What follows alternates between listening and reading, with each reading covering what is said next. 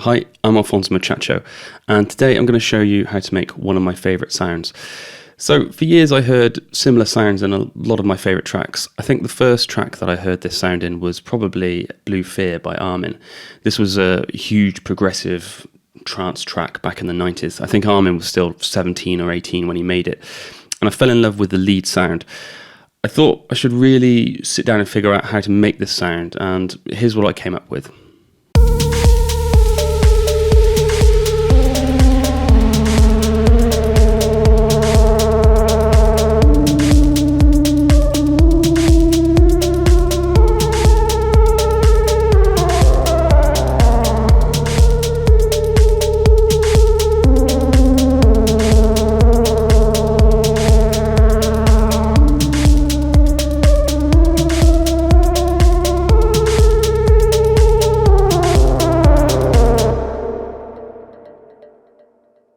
So, in order to make this noise, I'm going to use my favourite VST Diva.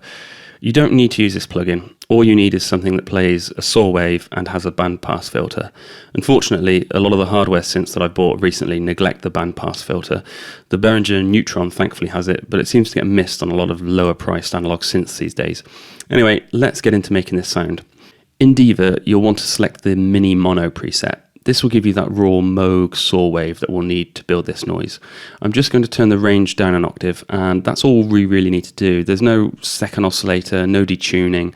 We don't even need to adjust the feedback or noise settings. We just want the pure saw wave. Where things get more interesting is in the filter section. This is where you want to get rid of that Moog ladder filter because it doesn't have a bandpass section, and you'll want to swap it out with the multi-mode filter. Obviously now, the first thing we're going to do is switch it to bandpass and then reduce the filter frequency down to about 70. A little bit of resonance is also going to help.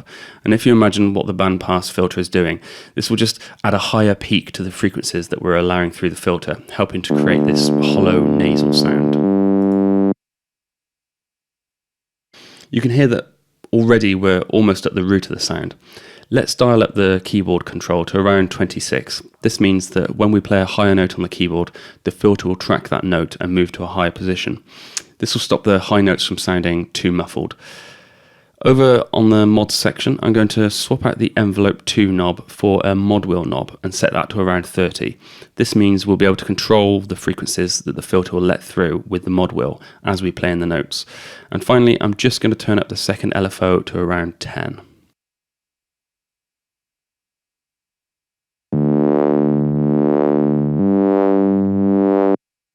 As you can hear, we're getting a decent sound already, and you can hear that the LFO is modulating the sound nicely. Let's move on to the envelope. So as I mentioned, all the modulation of the filter is going to come from the mod wheel and the LFO, so there's no need to worry about the filter envelope. Let's just set the main envelope. Here you'll want to have a moderately fast attack, about 9 or 10, and a short decay, maybe around 20. You can leave the sustain control all the way up. Make sure you leave the release button turned off, otherwise you'll get a never-ending sound that you won't be able to stop.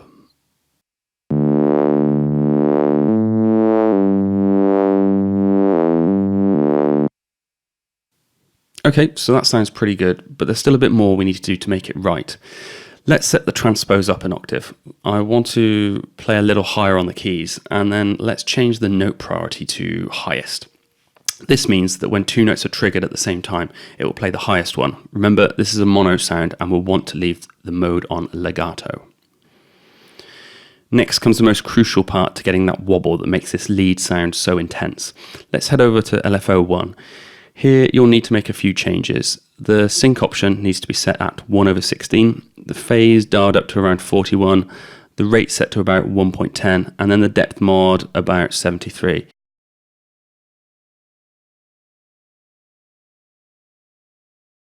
Now, take a listen as we adjust the vibrato amount to around about 35.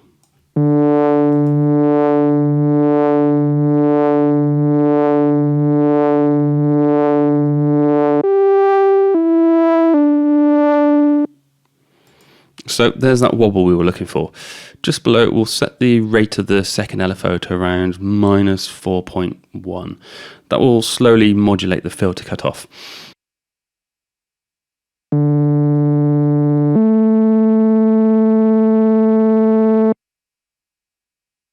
So there's one last thing we need to do to finish off this sound. Up here, we need to set LFO1 as the tune mod and set the mod amount to around 2.4. Now let's listen to what that does to the sound.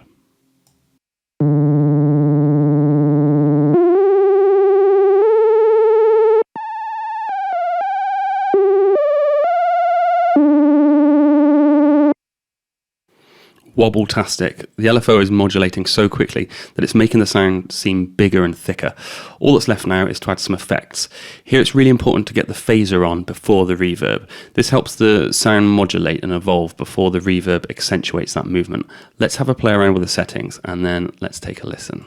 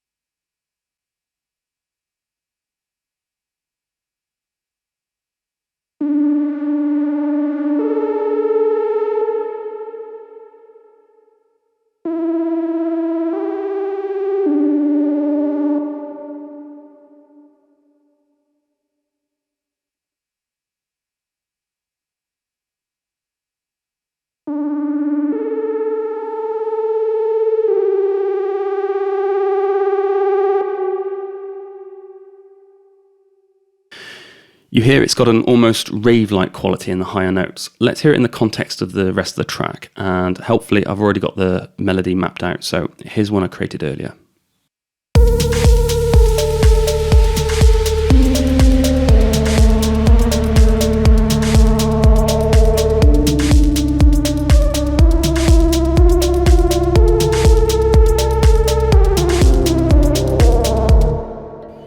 Okay, so that's sounding pretty good. So you remember earlier when we assigned the mod wheel to the filter. Let's play around with the mod wheel and hear what that sounds like when I adjust it.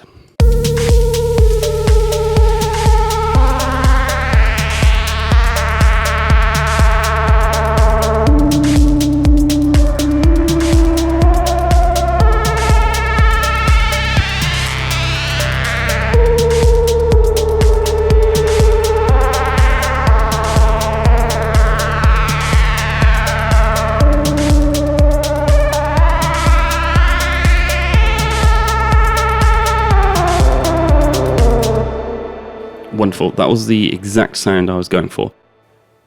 So for me, hearing a sound in a track and figuring out how to make it is a lot of fun. And with practice, you just seem to get better and better at it. This obviously comes from experience.